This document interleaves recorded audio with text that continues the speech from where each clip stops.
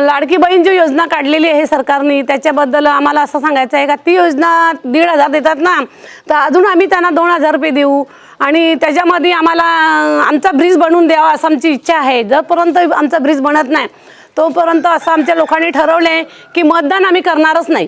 येत्या 20 तारखेला विधानसभेसाठी संपूर्ण राज्यभरात मतदान होणार आहेत।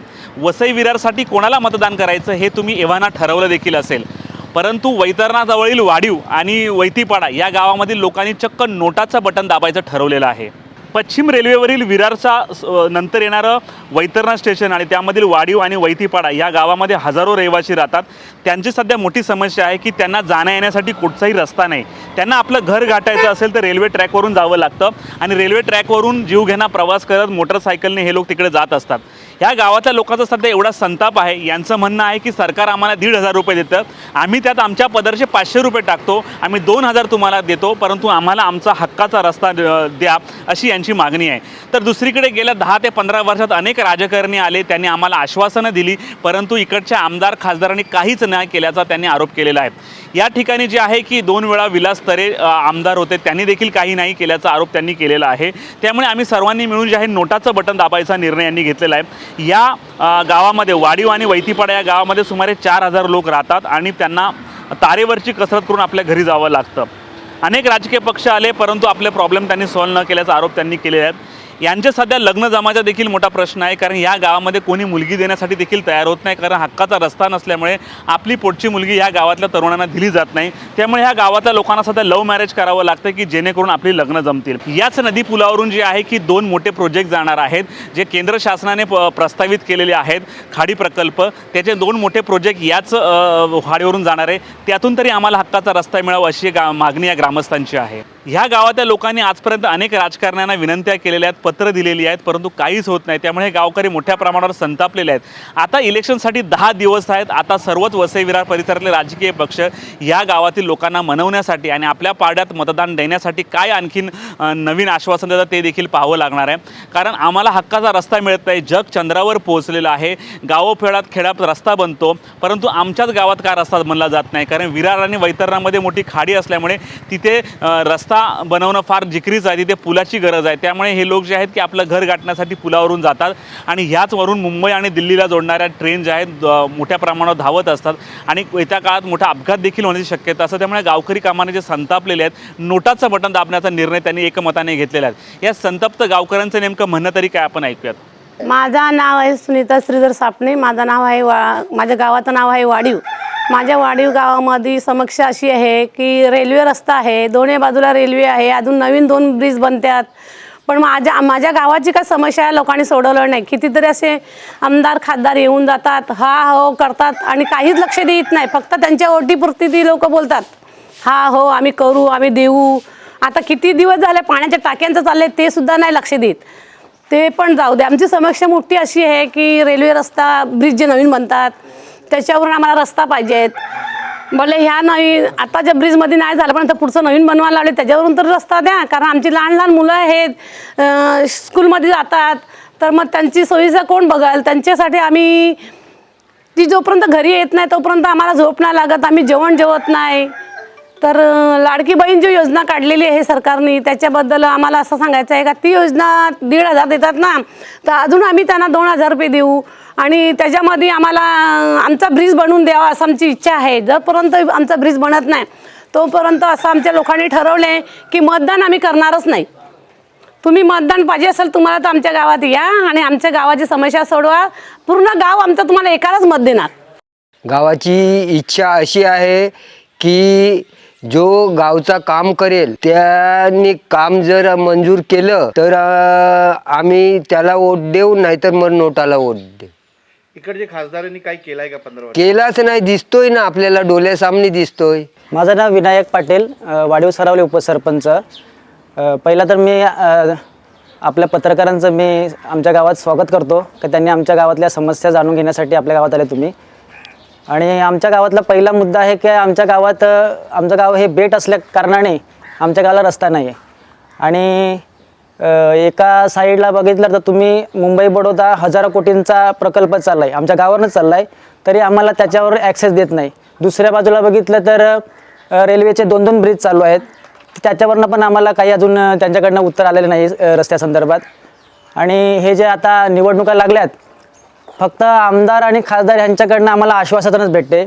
ह्यांनी आजपर्यंत विधानसभेत किंवा लोकसभेत आमच्या गावाचा एकही प्रश्न विचारलेला नाही. कोण होते पहिले आमदार? 2 टर्मला विलास तरे होते.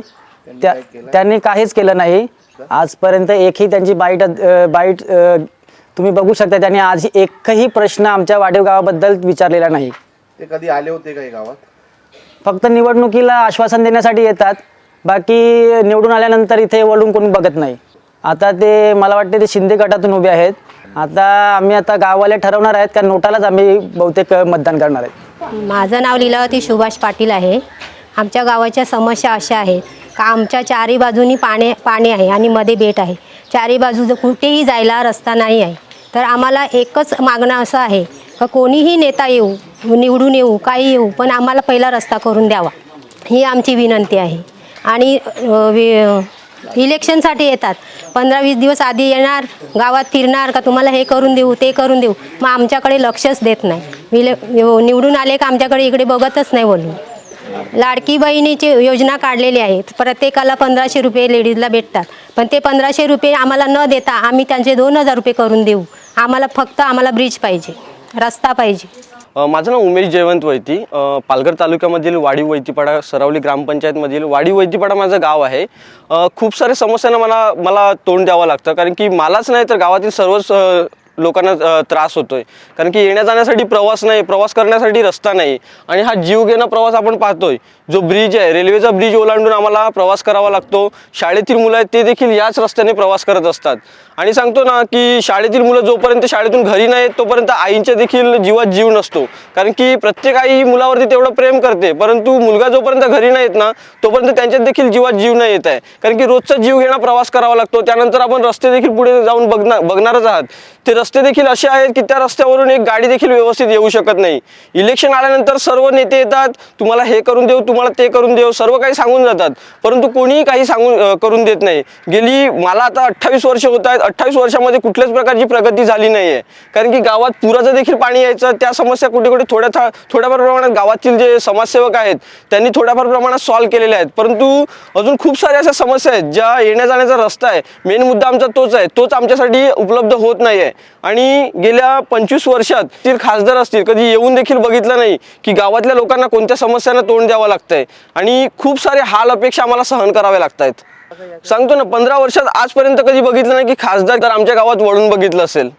आता काय तसंच दिवाला लागते. माझं नाव संगीता लक्ष्मण भोईर.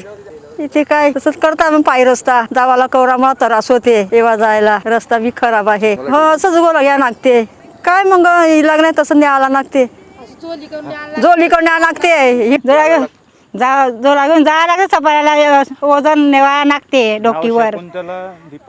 काय समस्या? आम्हाला हात पाय दुखतो, असं घेऊन जा डोक्यावर लागते घरीपर्यंत.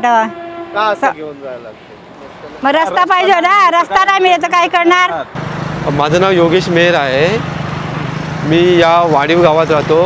आमचं गाव हे एक बेट आहे आणि भारत स्वातंत्र्य होऊन आज 75 वर्ष पूर्ण झाली तरी देखील आमचा गाव हा कुठल्याही बाजूने रस्त्याशी जोडला गेला नाही.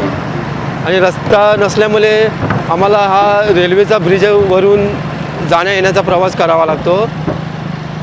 आणि या रेल्वेच्या ब्रिजवरून जाताना अनेक समस्यांना तोंड द्यावं लागते. अनेक लोकांना आपलं जीव देखील इथे गमवावा लागलेला आहे. तसेच आमची मुलं रस्त्या नसल्यामुळे शिक्षण पूर्ण घेऊ शकत नाही. तसेच कोणी कामाला वगैरे जे जात आहे ते जिथपर्यंत संध्याकाळी घरी येत नाही तिथपर्यंत गावातील जे लोक, त्यांचे जे घरवाले परिवार आहेत त्यांच्या मनामध्ये खूप धास्ती लागलेली असते की माझा कामाला गेलेला मुलगा किंवा मुलगी असेल, वडील असेल किंवा आई असेल, ती परत येईल का नाही येणार. कारण रस्ता फार धोकादायक आहे हा. कारण इथून भरपूर ॲक्सिडेंट झालेले आहेत. तर या सरकारकडे आमची हीच मागणी असेल की त्यांनी आमची ही समस्या जाणावी आणि आम्हाला लवकरात लवकर पूल बनवून द्यावा. हीच आमची गावात जात आहे. या सरकारला मला तीच मागणी करायची आहे की आज आमच्या बेटातून मुंबई एक्सप्रेससारखा हजारो करोडसारखा एक प्रोजेक्ट जात आहे. दुसऱ्या बाजूने डहाणू वैतरणाचे 3री आणि 4थी लाईनची प्रोजेक्ट आहे तो जात आहे. तसेच मालगाडीचा हा दुसरा एक प्रोजेक्ट म्हणजे रेल्वेचे 4 लाईनचे प्रोजेक्ट जात आहे. एवढे 2 मोठे प्रोजेक्ट आज बेटातून जात आहे. केवळ त्याच्या म्हणजे लोकांचा विचार न करता या गावातील जर लोकांचा त्यांनी विचार केला तर नक्कीच आमच्या समस्या त्या सुटून जातील. परंतु सरकार त्याच्याकडे एवढं व्यवस्थित काय लक्ष देत नाही. या सरकारला आम्हाला तीच मागणी आहे की त्यांनी आमच्या या समस्या जाणून आमचा जो प्रश्न आहे तो लवकरात लवकर सोडावा. इथे खासदारांना इथे आमच्या इथे जे कोणी आमदार खासदार आहेत ते फक्त निवडणुकीच्या वेळी येतात, आम्हाला आश्वासन देतात की तुमच्या समस्या आम्ही सोडवू. परंतु एकदा निवडून झाले की ती पुन्हा गावामध्ये वळून पाहत नाही.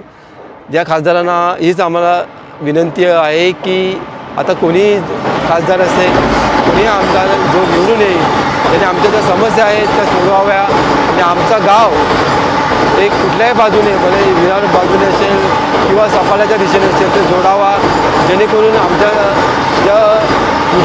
जी भावी पिढी आहे त्यांचं जीवन तरी व्यवस्थित जावं. कारण आताची जी पिढी गेलेली आहे त्यांची जीवनाची पिढी तर व्यवस्थित गेली नाही, परंतु येणारी नवीन जी पिढी आहे त्यांची तरी पिढी व्यवस्थित व्हावी हीच आमची अपेक्षा आहे.